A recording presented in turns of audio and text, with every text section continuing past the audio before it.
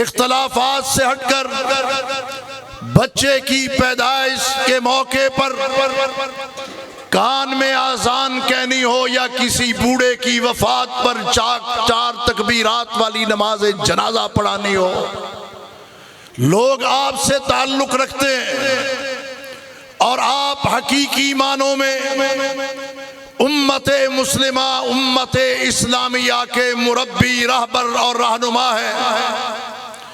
آپ ہی وہ لوگ ہیں جن کے مقدر اور حصے میں اور جن کے سنہری نصیب میں وراثت انبیاء آئی ہے۔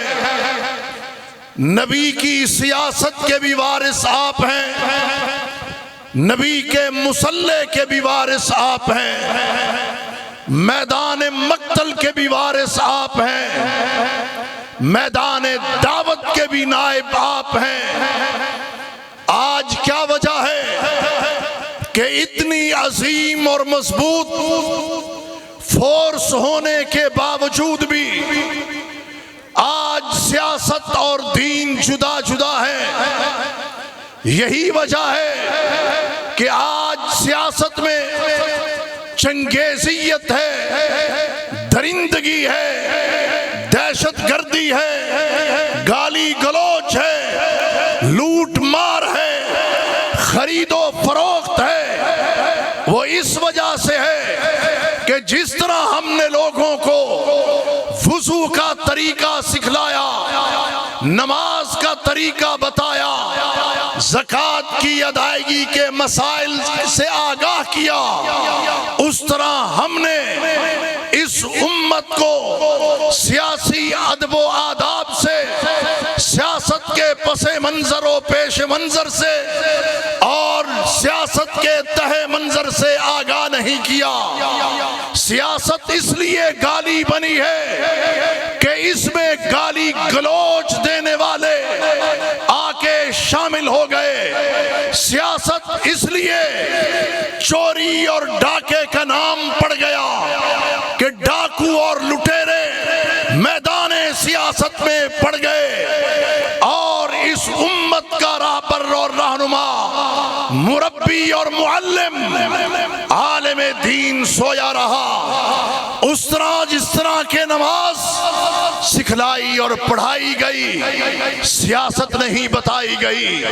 یہ نہیں کہا گیا کہ اے مصلی کے امام، تو در حقیقت نبی کا نائب ہے، اور تیری یہ امامت جس کی ابتدا مصلی سے شروع ہوتی ہے، میدان کارزار سے گزرتی ہوئی ایوانوں تک اور نظام خلافت تک پہنچتی ہے، یہ ذمہ داری ہماری تھی جو ہم نے ادا نہیں کی۔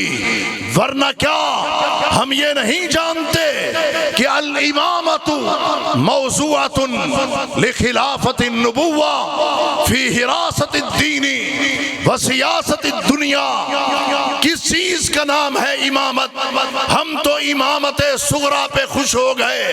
امامت صغریٰ یعنی مصلی کی امامت بھی بہت بڑا منصب ہے، لیکن یہ اس منصب کی ابتدا ہے، اس کی انتہا نہیں ہے۔ جو مصلی رسول کے قابل ہیں وہی ایوان میں بیٹھنے کے لائق ہیں۔ ہم نے کیوں نہیں بتایا کہ الامامۃ موضوعۃ لخلافت النبوہ؟ امامت نام ہے نبی کریم کی نیابت کا، فی حراست الدین، دین کی چوکیداری کا، و سیاست الدنیا، اور پوری دنیا میں سیاست کو قائم اور رائج کرنے کا۔ یہ ذمہ داری علماء امت کی، لیکن اس ذمہ داری سے شاید ہم نے غفلت برتی ہے۔ بنی اسرائیل کے انبیاء، کانت بنو اسرائیل تسوسہم الانبیاء، ان کی سیاست ان کے انبیاء نے کی ہے، لیکن اس وقت بھی علماء سو نے انبیاء کی مخالفت کی، انبیاء بنی اسرائیل کا مقابلہ کیا اور ان کی دعوت کے مقابلے میں اپنے قول و قرار کو، اپنے سوچ و بچار کو انہوں نے پروان چڑھانے اور پروموٹ کرنے کی کوشش کی۔ اور اسی لیے کسی عربی شاعر نے کیا خوب کہا، وَهَلْ أَفْسَدَ الدِّينَ إِلَّا الْمُلُوكُ وَأَحْبَارُ سُوءٍ وَرُهْبَانُهَا۔ دین کا بیڑا غرق کرنے والا طبقہ کون سا ہے؟ ایک وقت کے بادشاہ اور حکمران ہے، اور دوسرے علماء سوء یعنی احبار و رہبان ہیں۔ انہوں نے دین کے اندر بگاڑ پیدا کیا۔ اگر ہم نے سیاست کو بگاڑ سے پاک کرنا ہے تو علماء امت آپ کو اپنا کردار ادا کرنا ہوگا اور لوگوں کو بتانا ہوگا کہ عرش والا رب کہہ رہا ہے، ان اللہ یامرکم، اللہ تمہیں آرڈر دے رہا ہے، ان تؤدوا الامانات الی اہلھا، امانت داروں کے اہل لوگوں کے سپرد کرو۔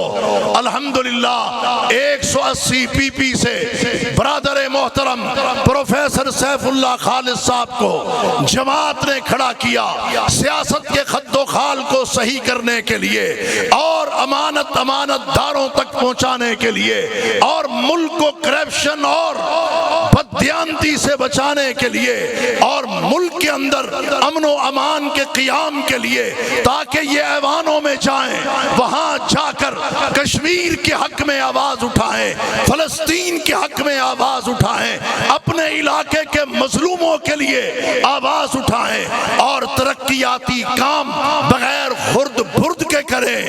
الحمدللہ اللہ نے ان کو صلاحیت دی ہے اور ان کی جماعت پاکستان مرکزی مسلم لیگ کو یہ صلاحیت دی ہے کہ وہ خدمت انسانیت میں آگے ہے۔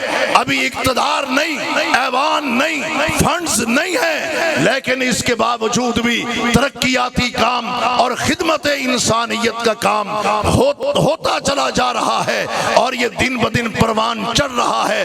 انشاءاللہ العزیز جب ایوان میں پہنچیں گے آپ کا علاقہ ترقی بھی کرے گا، علاقے میں امن و امان بھی آئے گا۔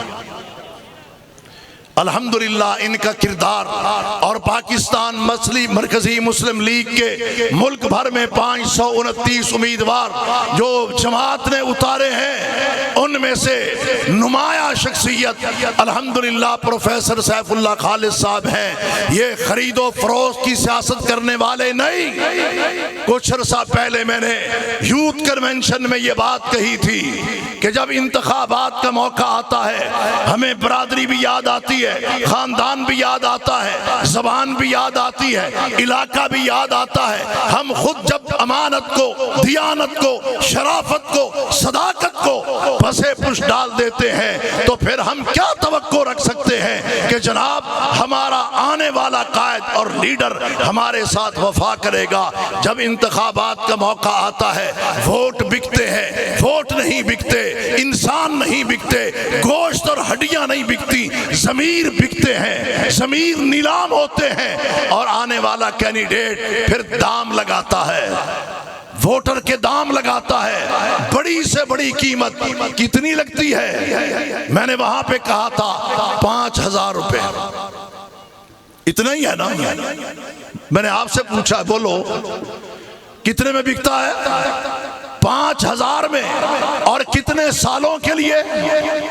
5 سالوں کے لیے۔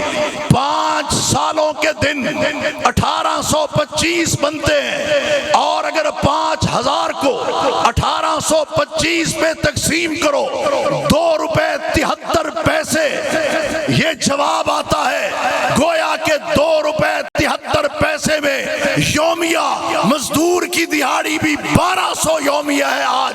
جب میں 2 روپے 73 پیسے میں اپنا ضمیر بیچ کے آتا ہوں، ہمارا کینڈیڈیٹ یہاں سے ہمارے ضمیر خرید کے جاتا ہے، آگے وہ جا کے اپنا ضمیر بھی بیچتا ہے، اپنا حلف بھی بیچتا ہے، اپنی دھرتی بھی بیچتا ہے، ماں بہنوں کی عفت و عصمت بھی بیچتا ہے، چادر بھی بیچتا ہے، عقیدہ ختم نبوت بھی بیچتا ہے۔ آپ نے ووٹ ان کو دینا ہے یا ان خریداروں کو دینا ہے جو بکنے والے ہیں میں ان سے مخاطب نہیں، جو جھکنے والے ہیں میں ان سے مخاطب نہیں، جن کے آگے ان کی برادری کمزوری ہے اسلام کمزوری نہیں، میں ان سے مخاطب نہیں۔ میں باضمیر لوگوں سے پوچھنا چاہتا ہوں، بتاؤ پورے ضلع قصور کے اندر پاکستان مرکزی مسلم لیگ کے امیدواروں کو اور 180 پی پی میں پروفیسر سیف اللہ خالد صاحب کو ووٹ دو گے؟ جس نے دینا ہے وہ ہاتھ کھڑا کرے، دوسرے کی ہمیں ضرورت نہیں ہے۔ جس نے ووٹ دینا ہے وہ کھڑا ہو کے بتائے۔ نعرہ تکبیر، نعرہ تکبیر۔ ہم بازو کس کے قصوری کے، ہم بازو کس کے، ہم بازو کس کے، ہم بیٹے کس کے، ہم بھائی کس کے، یہ ووٹ ہے کس کے، یہ ووٹ ہے کس کے، یہ ووٹ ہے کس کے۔ وآخر دعوانا الحمد للہ۔